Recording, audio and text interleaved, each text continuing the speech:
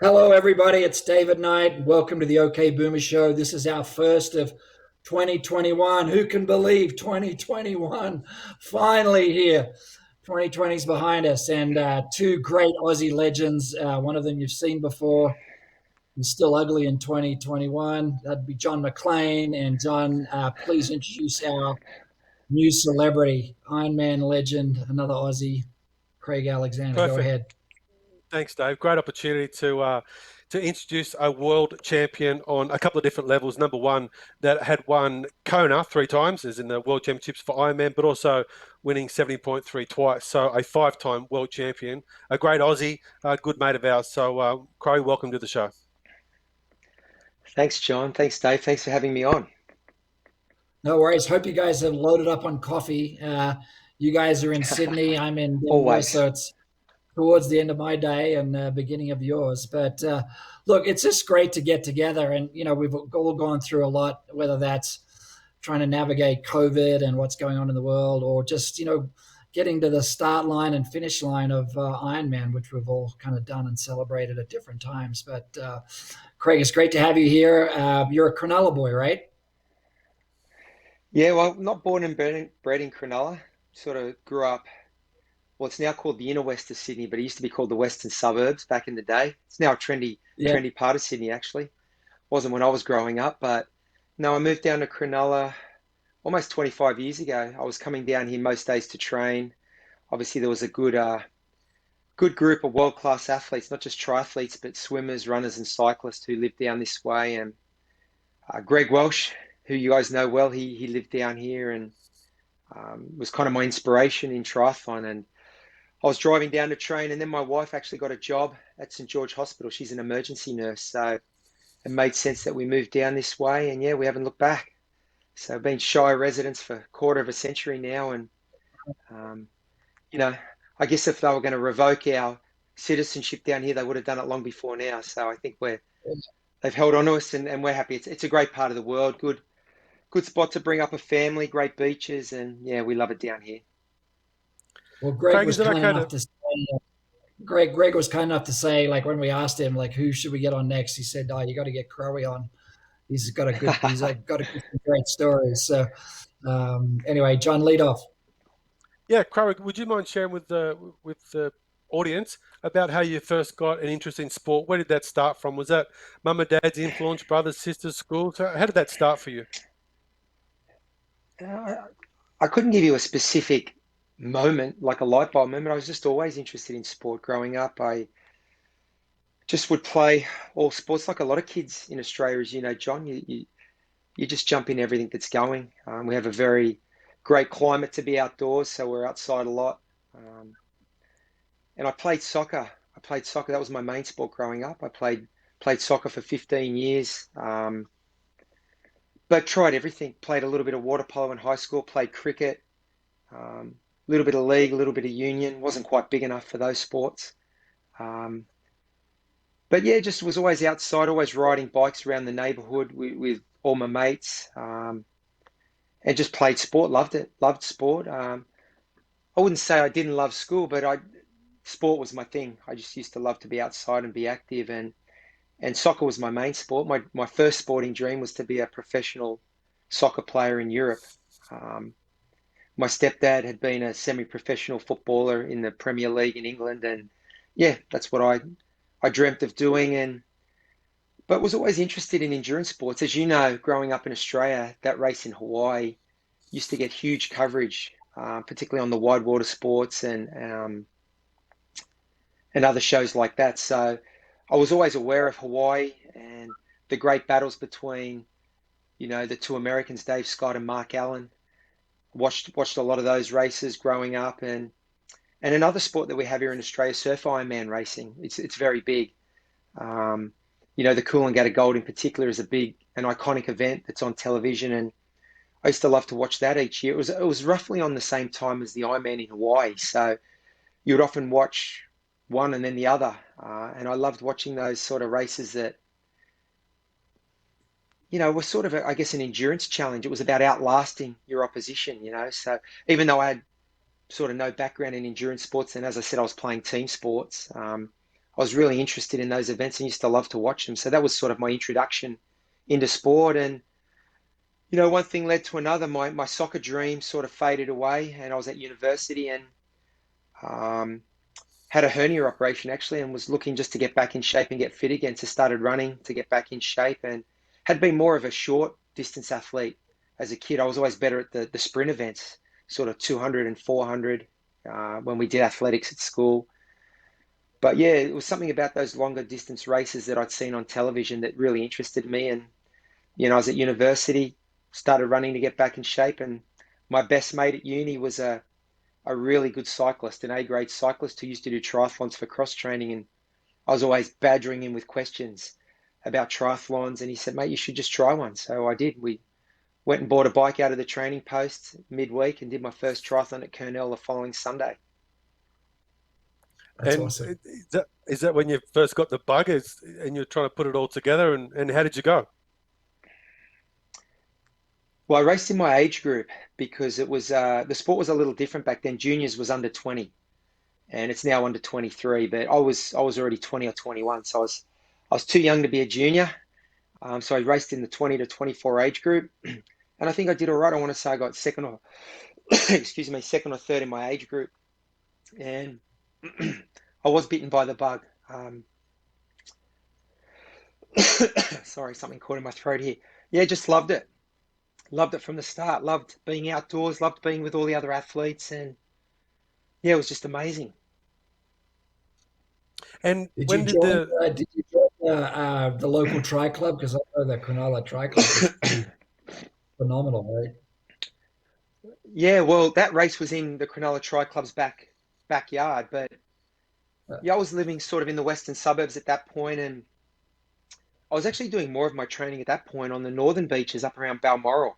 So I think I joined Balmoral Tri Club before I joined Cronulla Tri Club, and was fortunate, when I joined Balmoral to meet Simon Whitfield and Greg Bennett. And they became good friends and good training partners. We were all early in our careers, of course, but yeah, you mentioned, getting bitten by the bug, John. It was kind of exactly like that. Just from the minute I rolled up at that first race in Kurnell, being in transition with all the other athletes and sort of the excitement and just the challenge of doing three disciplines, three sports in one race and being outside. Yeah, it was one of those things. It was sort of, I guess, serendipitous in that it just felt right from my very first race. It felt like I'd been doing it my whole life, even though I'd made a million mistakes and really didn't know what I was doing. I had tennis shoes on and BMX pedals on the bike, and all the other athletes had wetsuits, and I just turned up in a sort of, well, they weren't board shorts, but they weren't far off it.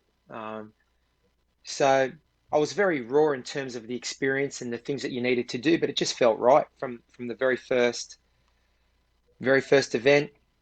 I remember driving home afterwards, and I had stayed for the awards because I think I got second or third in my age group, and just thought, I can't wait to do the next one. I'll have to look up when the next one's on. Yeah, so I did.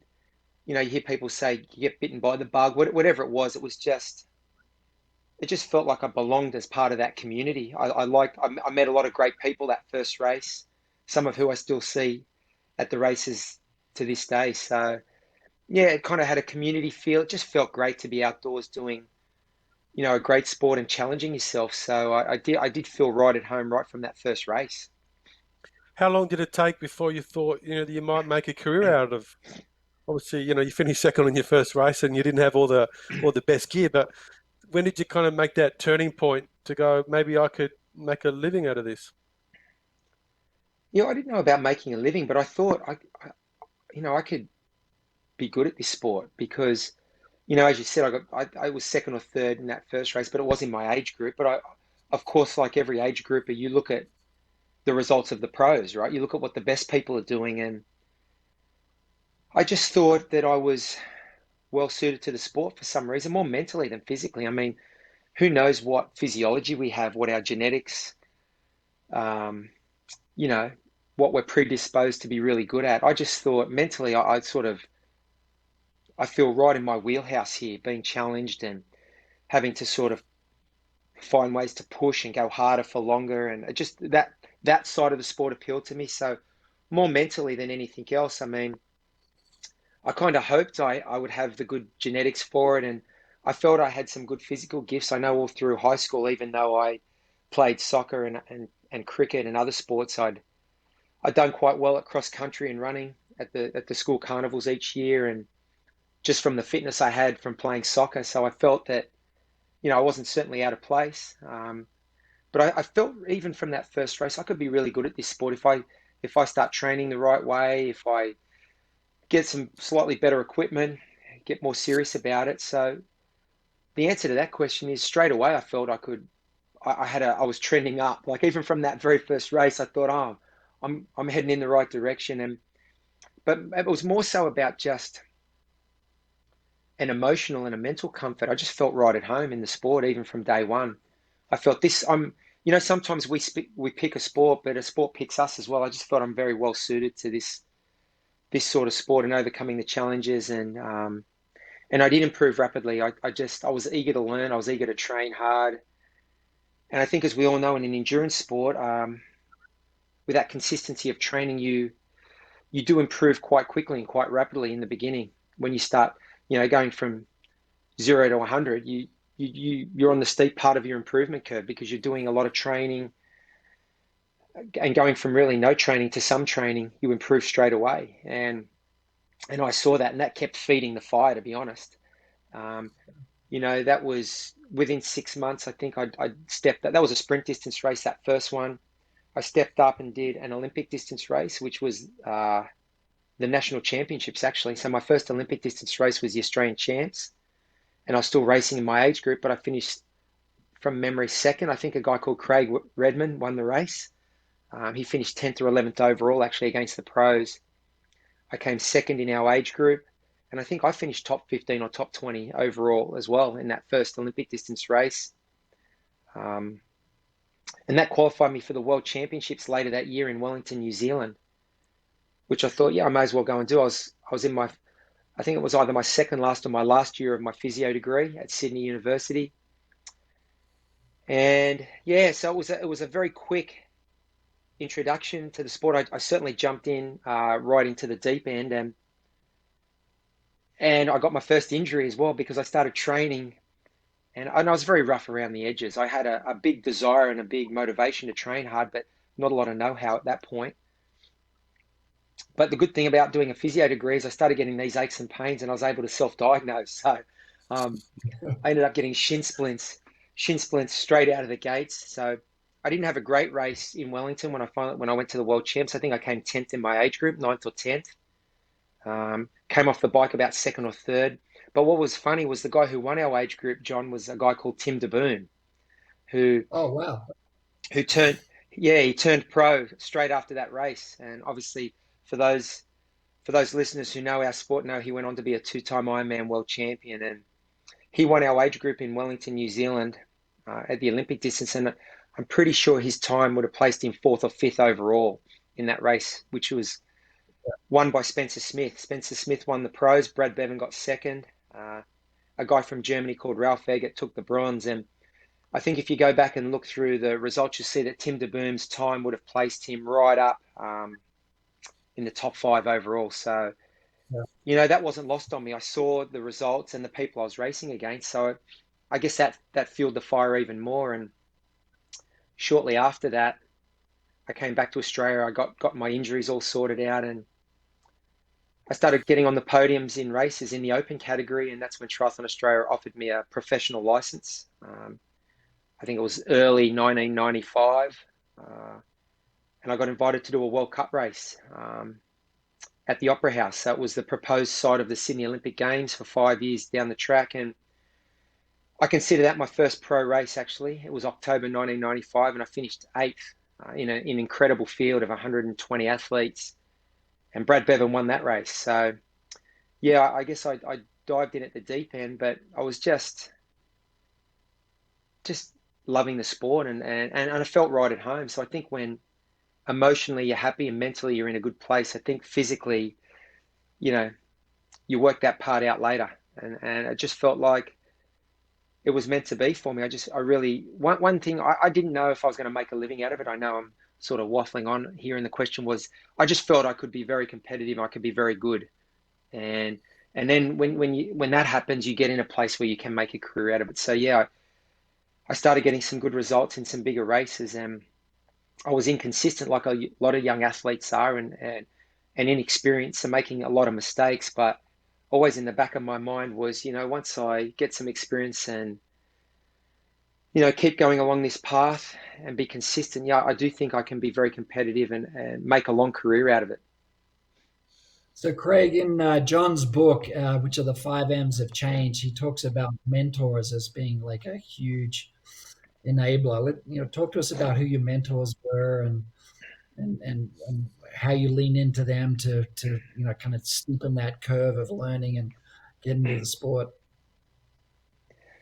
Yeah, it's crucial because I think when you get to the end of a career and you look back, there's a lot of moments, sliding door moments, I guess it could have gone either way. And if you happen to be in the right room with the right people, things can head in a better direction. So to have great mentors and role models, people who are looking out for you, I think it's crucial on your journey. And yeah, I was very lucky coming down to the Sutherland Shire to train. I found myself riding in bike groups with Welshie and Brad Bevan, McKeely Jones, and some of the greatest triathletes that not only Australia has ever seen, but some of the greatest athletes in history. Um, and I was just a young, raw kid who was eager to learn, and I would ask a million questions. And, again, it was funny. I mean, I think it was the end of 1994. Greg had just won Kona. So I'd just come into the sport, and Greg was back in Australia, and he was shooting a TV commercial for one of his sponsors, and they needed some athletes for the background. He was the big star of the commercial, and excuse me, I got this thing in my throat. He was the big star of this commercial, but they needed some athletes in the background, and Triathlon New South Wales contacted Greg Bennett, Simon Whitfield, and myself, who all used to train together. So we ended up being in the background of this TV commercial for Greg, and it was a 3-day shoot, and we just got to hang out with Greg for 3 days, ask him questions, pepper him, and it was amazing. I know I certainly really took the opportunity. Every time we changed location, I made sure I jumped in the car with Greg, and he was so gracious and such a humble guy, but with amazing energy and incredible experience. And he was telling me all the things. This is what you need to do. This is what you need to look out for. Here are the things. This is the path you need to go down. And, he was so gracious and generous with his time. It's something I'll never forget, actually. And we stayed in contact after that. Every time, you got to remember, Greg's at the height of his career now, and that was his 4th world title. He was living full time in the US. But every time he would come back to Australia, he'd always check in with me to see how I was going. And, if he'd seen some of my results, he'd message and whatnot. So he was probably one of the main influences and role models, mentors that I had. McKeely Jones was another one, and her husband at the time and coach, Pete Coulson. Training with McKeely was like an exercise in learning how to be a professional, how to train properly, how to eat properly, how to recover properly, how to get massage, sleep in an altitude tent, how to keep your sponsors happy, how to schedule a race season, how to interact with people at the race venue. I was so lucky that I had access to these people and got a front row seat to greatness. They were Greg and McKeely were the king and queen of triathlon at the time. So yeah, as a young athlete, if you're keen to learn and you pay attention, you learn a lot. And also just being out on, particularly training a lot with McKeely, long training days, she would just be talking. She was a wealth of information, and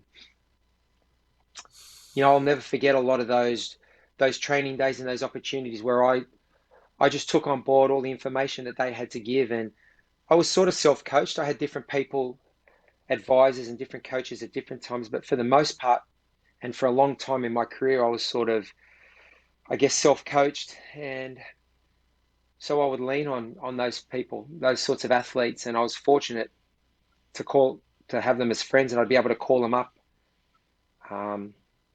and just train with them even. So yeah, they're very important. And for any young athlete, it's some advice that I think is just crucial, that if you have access to those sorts of people, and in particular, if you're idols and the people you look up to, if they become your role models and your friends, then even better.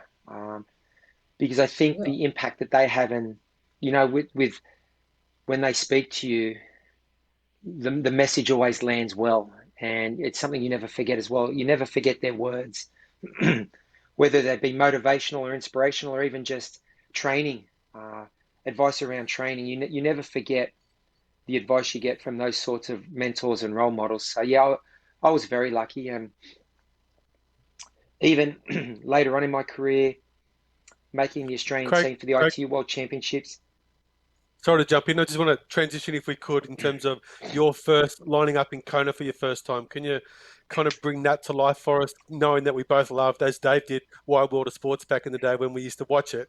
Can you share with us your first experience on the start line for your first Kona?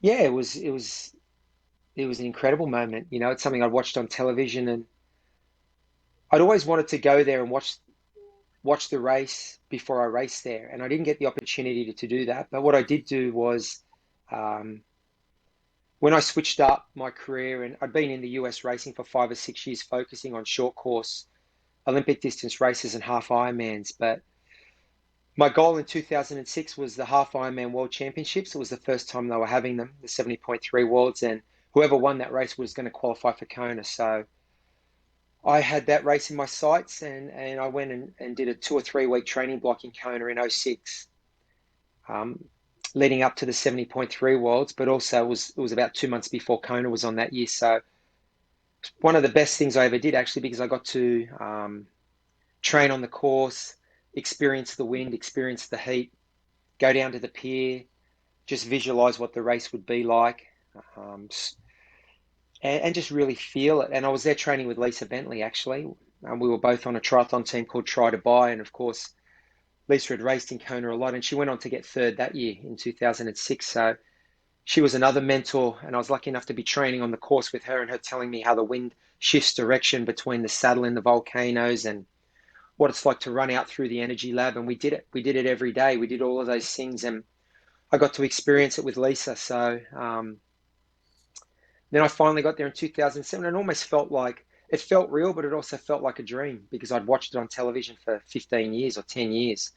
Um, and it was amazing. But it's kind of funny. It was a dream, but I was also there with a job to do, so I was focused. It's not like I was just walking around with stars in my eyes. I was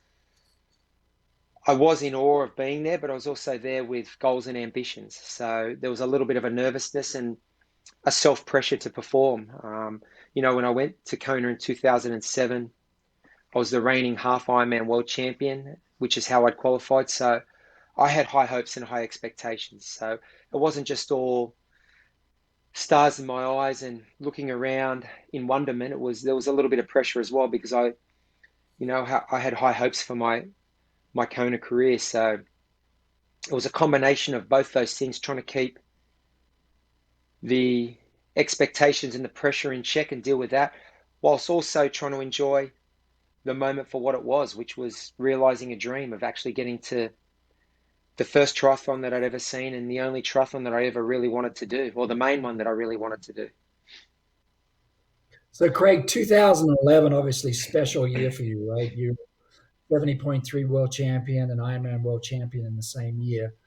Obviously a great year, but let's talk about like the toughest time. Like you, John, and I, we've all hit the bottom of the sport, whether it's injuries or just mentally being fatigued. Talk to us about that, because I think that's kind of at the where the grit really forms, right? And then how did you get through that to get back up on top? Yeah, it's a great question, because people always want to talk about the winning, and that's what they see. That's what most people see and remember, the winning. But really, the hard lessons and the learning has already been done long before somebody hangs a medal around your neck. So yeah, I just think that it's the inevitable journey of every athlete, as you guys know. Nobody walks into any sport and wins. You do your apprenticeship, and even if you have all the natural talent in the world, in a sport like ours, you have to develop that aerobic engine and that aerobic conditioning, which takes years. You hear people talk about the 10,000 hour rule to be world class. I mean, how many hours of aerobic conditioning and training does it take to become a world champion triathlete? Well, I don't know if it's 10,000 hours, but it's a lot of hours. And, it's a journey, all right? And there's ups and downs. And hopefully it trends like the stock market, like up and down, but generally trending up over time. So there's going to be peaks and troughs. You've got to be able to ride the wave when you're at the crest of that wave, but you've got to be able to weather the storm too, in equal measures, because there's going to be as many or more hard times and tough defeats as there are great victories. That's just the life of an endurance athlete. I read somewhere that McKeely, I think it was, she had like a 35% win, or 35 or 40% win ratio in her career, which is unheard of. To win 35% of your races is normally, they say, if you have a 20 to 25% win ratio, that's almost Hall of Fame level. McKeely had 35%, but that still means she loses 6 or 7 out of every 10 races. So it means there's a lot of losing to do. And I don't think you want to get comfortable with the losing, but you've got to be comfortable in the fact that it's going to happen. And hopefully you learn from it and move on. And, in the end, one thing that I guess I came into the sport as an older athlete, as a 20 or 21-year-old, having failed at a previous sporting career in soccer. And by fail, I mean I didn't go on to what I wanted to do, which was be a professional footballer. And looking back on that, I always just felt that maybe I didn't have the right mentors at the right time. I didn't have someone whispering in my ear, when the going got tough, someone whispering in my ear, now it's time to do the real work. Now it's time to really knuckle down. This is supposed to happen, by the way, but what happens next is most important. How you bounce back, how you respond. I didn't really feel that I had that as a younger athlete, and maybe as a younger man coming through your teenage years. When I got into my 20s, I guess you're a little bit older, more experienced, maybe hopefully more mature.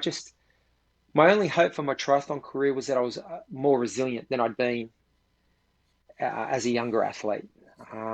Yeah. So my mindset was always that to answer your question, my mindset was always that I'm going to have to weather the storms. And that's where the real good stuff happens, though. You find out about yourself, you find out how you respond, you find out from, I guess, the technical standpoint of the sport, what are the things that I'm doing wrong? What do I need to improve on? Always looking to who the gold standards are, the Welshies, the Simon Lessings. What are they doing? How are they going about their business? Aspiring to close the gap between where I was and where they were. So that's just part of the journey. And I think I had a better understanding and I was better placed in my 20s to accept that that's what's supposed to happen. So I didn't see the failures as failures. I saw them as learnings and just a chance to ride out the storm, learn something and move forward. And that's what I did. And it's, you hear people talk about that all the time. It's a journey, focus on the process. Well, what does that actually mean? Well, what it means is that some days the alarm's going to go off. You're going to be dead tired. You're coming off a terrible defeat in your last race. So what are you going to do about it today?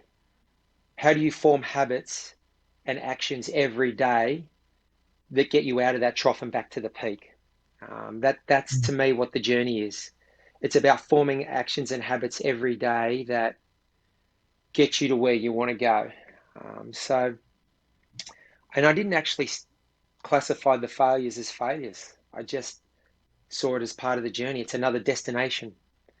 And so long as I could see that I was improving, even if it was only incremental improvements, so long as I could see, and we all know in an endurance sport, like a lot of sports, even skill-based sports, you learn with repetition, physical and mental, because you're visualizing the mental side of it as well. So that's how as humans we learn, with repetition. I mean, you don't go out and swim 30K a week if you don't have to.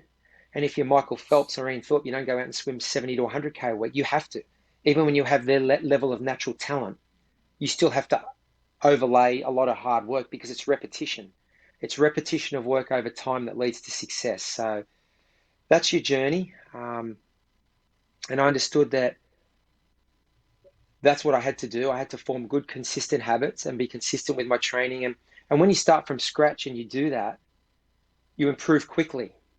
But then you get to a point where you plateau off. And to get from 0 to 80% or 0 to 90% can be quite easy.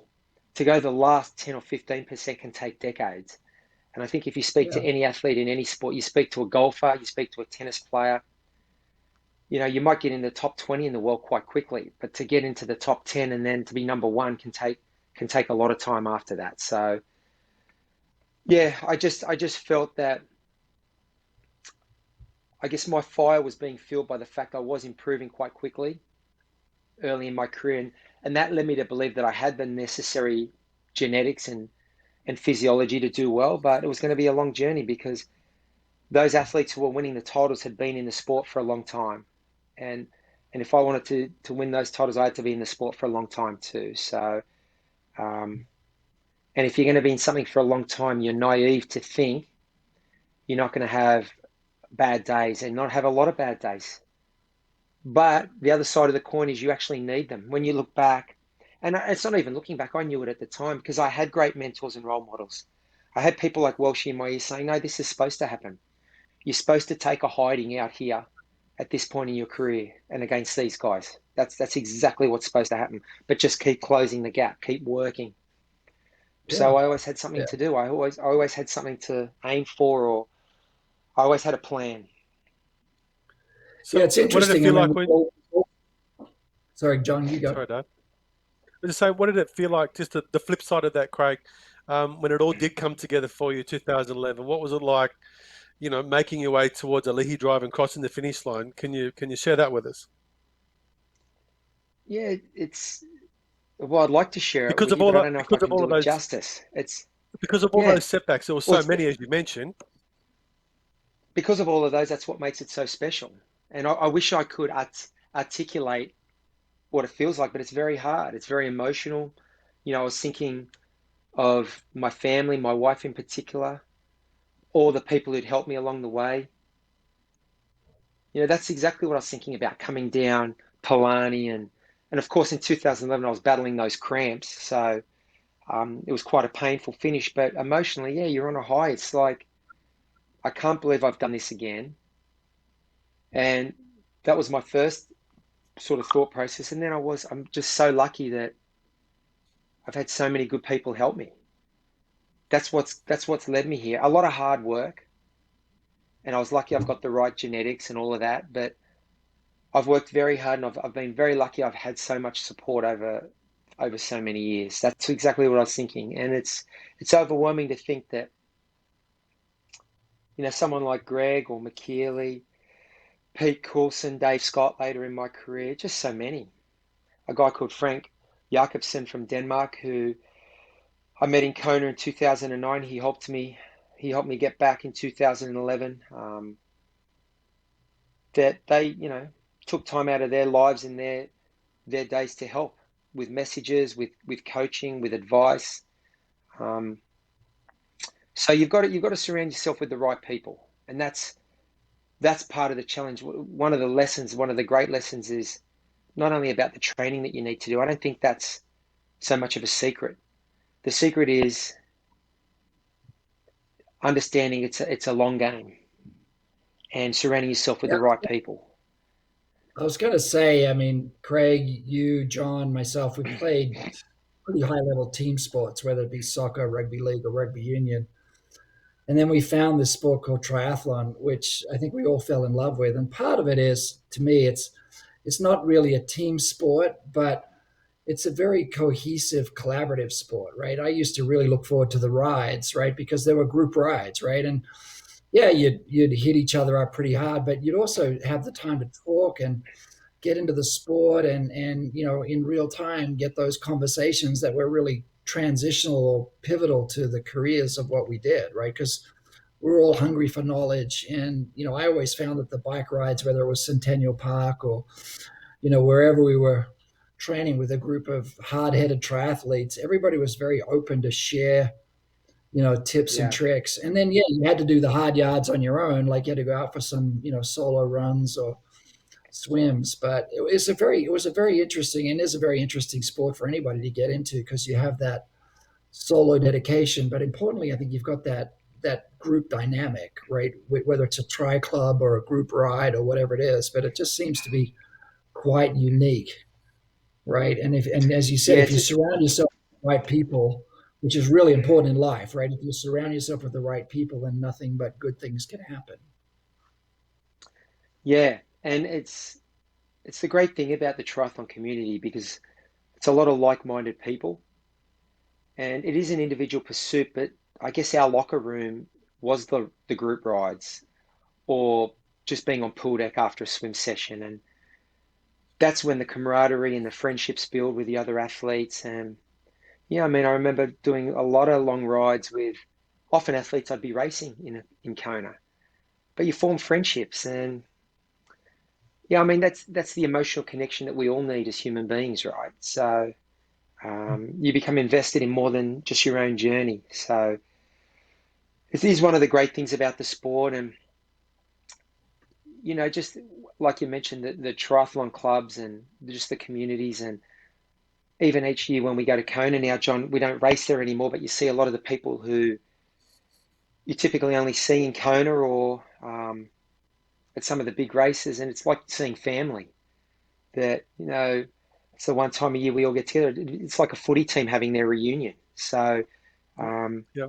a lot of those same, I think, emotions and dynamics are still in play. So even though you are out there when the gun goes off on your own, it's taken a community to get you there for sure. Um, and they're the things you think about, as you guys know, in the hard times in training and in the race, all the people you've learned on, all the people who have helped, your training partners as well, the ones you've met when everybody's dead tired. Yeah, it's pissing down rain. Nobody wants to go out and train, but you do. You hold each other accountable, and that Yeah. creates a bond. That creates a bond that is hard to break. So there is that community collaborative feeling that you mentioned, David, for sure. And I think that's what lasts after the training and the racing maybe has passed. Just that Yeah, bond that you totally. form with athletes who you've trained with and who have experienced the similar highs and lows in training and in races, and something that you share. Yeah. I like, So I'm if going it's to get okay, David, John to show it. Go ahead. I'm going to say if it'd be nice to be able to transition into an event that we all did together, the Nepean Triathlon. I'm not sure whether Josh has got some slides to share.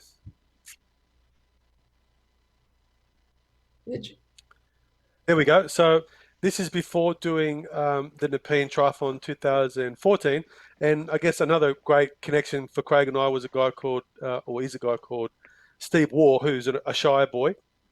And a funny story there. I rang him up to say, "Could you join me?" And he said, "No." And I said, "Why?" He said, "Because I can't swim." And I said, "Well, I can't walk." And Yeah, he said, "Okay, you got me." And then I went, he goes, "You teach me how to swim and I'm going to be there." So it was nice to go to the Shire. And obviously I thought, you want to learn about triathlon, you want to learn about swimming. Well, let's bring the best together. So it was wonderful for Craig to come along and kind of give Steve some, you recall, Crowe, some initial lessons in the pool, because my yeah, memory serves me. I think you told me he didn't learn to breathe. It kind of, he got up the other end and he was puffing and pounding. You said it might be a good idea to kind of breathe every now and again. yeah. He was holding his breath. But a funny story. His mum, I think it was his mum, he said, was a swim teacher growing up and ran a swim school. Yeah, And it's like, man, how did you never learn how to swim properly? Of course, he was always playing cricket. But yeah, he Yeah. was a good guy, and it was great that he was able to come out and support you out in Nepean that day. Actually, I bumped into him down the street probably a week or two ago.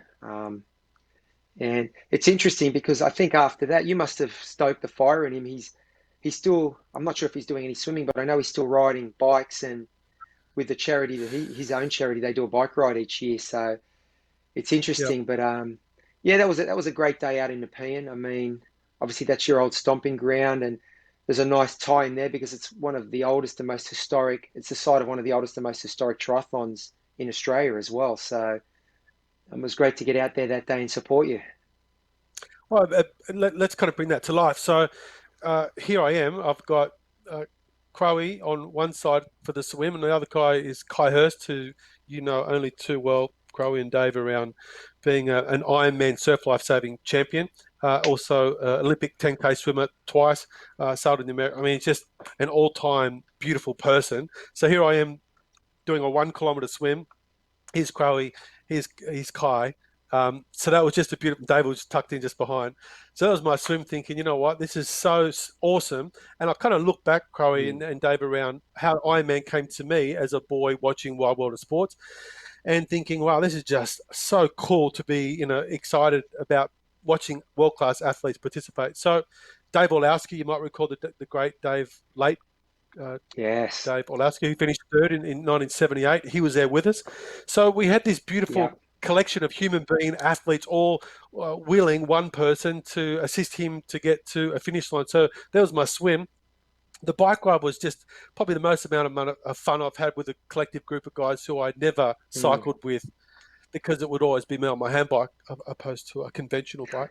And then that piece for the 10 kilometers, which is always going to be a long day in the office, and having you there, I looked over, and again back to triathlon and Ironman. And here's a guy's won the thing 3 times. So I'd look at you, and I'd look at Steve Waugh, and I'd look at Dave, and I'd look at Jono, my buddy, and all these people, which gave me tremendous amount of encouragement to keep on going. Because as you mentioned earlier, Crowe, there are so many down times for all of us in our careers and in life in general.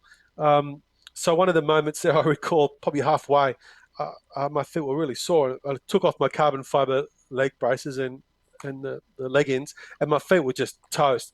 So they're all ripped to shreds. And I remember Steve saying to me, he goes, "You're right, play on." And as a captain and as a leader, given what he's done in the sport of cricket, which you have a connection to, and looking at you and looking at all the other guys, is like, this day is not over. And again, Kona for me was always long days in the office. It's like, I got to keep on going. And I knew those people, many waiting for you and I at the finish line, kids in wheelchairs that wanted to have the opportunity to get a chance to meet you and David and others. So, mate, I wanted to say thank you to you personally for being a part of that, and encouraging me to get to that finish line, because it took all of what I had at that time, both for my wife and my son and my friends and my mentors, you being one of those. Matt, it was really special. So interesting, is it not, that we both looked at Ironman on Wild World of Sports as kids, and how we then had an experience, and then how we come back together to support each other. And Dave, obviously coming from the US, which was ultimately super special. So just want to say thanks, buddy. I looked up to you doing the sport, and great to have you a part of helping us get to a finish line. Yeah, speaking of finish lines, hey Josh, pull up that photo of Crowe finishing in Kona on the finish line. Beautiful. So it's all about being number 1, 8 hours 3, amazing. And then pull up the Gatorman 1 picture. This is how you do it when you're not a world champion. No, the other one. There you go. Yeah. Full caped up. Finishing the line. Poor John used to have to carry my cape in Kona to the finish line so I could finish the cape. But yeah, that's that's a little bit too far. I'm blushing now. That was some memory lane. But look, Craig, it's been great to have you, man. What a story! What an Aussie champion you are. I think as you look at this, just some of the insights you've shared in terms of how you get through, how you set focus, and it's a hard sport, and you got to put in the hours, right? And you got to keep positive and surround yourself with positive people. So lots of good fun. There's great positive people right here on this show. So yeah, John, any last thoughts? Craig, any last thoughts before we wrap up? Yeah, I think before Crowe wraps up, and again, thanks for joining us, Crowe. Really appreciate your time. Love you as a human being and your contribution to life. Yeah, I think, we talked about COVID last year, and it was a shitty year for all of us. And Crowe's been a great example of, talking about, we all get knocked down. That's his life. So it's having the courage and the resilience to keep on going, whatever your challenges are at the moment. And Crowe today has been a good example to us all. So, Craigie, over to you, buddy. Yeah, it was a tough year last year, but some years are tough and some years are awesome. We don't get to write the script. So, I just think there's so many great things in life. that are worth fighting for. It starts with family, and your kids and your siblings. And I know people are doing it tough. I mean, we all do. We've all got friends who are doing it tough, but I just think it's important as you get older. I mean, I think when you're younger, what I've noticed is you remember when we were all young and you come up, you're a teenager, then you're in your 20s and you're trying to establish yourself and your life, and you're so focused or driven, whether that be in sport or business or whatever. And I mean, you've got tunnel vision almost, which you need to be often. Um, I'm at a place in my life now where things are slowing down a little bit, and I'm just trying to enjoy family. And I remember being in my 20s though, and hearing about people going through a midlife crisis or being depressed and not understanding it, because I guess I was just distracted every day. I had a full-time distraction, a 24/7 distraction. I was training 8 hours a day. If I wasn't training, I was recovering or visualizing, and I was always engaged in the sport. But I think as you get older and you see some of the challenges that life presents, and last year that was COVID and the pandemic, but people always have challenges in their life. I think it takes a lot of strength to reach out to people. I don't think it's a show of weakness to do that. I think it's a show of strength to say I need some help. And um, I'm certainly seeing now. I mean, I'm 48 this year, and I think you're just at that generation. But I remember being in my 20s, hearing people in their 40s and 50s talk about the midlife crisis, or being lonely, or whatever, or being depressed and not understanding it. But I just think it's again, it's just the cycle of life. And yeah, I mean, what I'm enjoying in my life now is trying to reconnect with different people and friends. Obviously, I traveled 6 months of the year, 7 months of the year. I was gone for 20 years, 25 years, Neri and I and the kids. And what I've enjoyed the last few years is just being home and trying to reconnect with friends and with people. And that's there's a lot of joy in that. That's a great part of life, just engaging with people. And yeah, life can be tough, but there's so many great things out there as well, and a lot of it starts with your interaction with your family and friends. So think of that as first base. If you're struggling, I think there's always out there. There's people to help, and you talk about it in sport.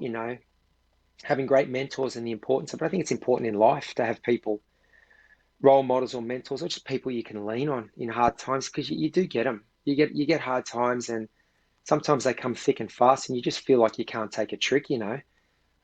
People say things come in threes. Well, sometimes it feels like it's coming in more than that. So Yeah, that's when it really helps to have people in your corner. So that's I think for me that's been the real joy in life the last five years or so, is just trying to reconnect and reestablish strong connections with friends and with people who maybe you lose touch with as you're traveling around or building a business or doing whatever it is you're doing. But life throws a curveball at you. You got to be ready.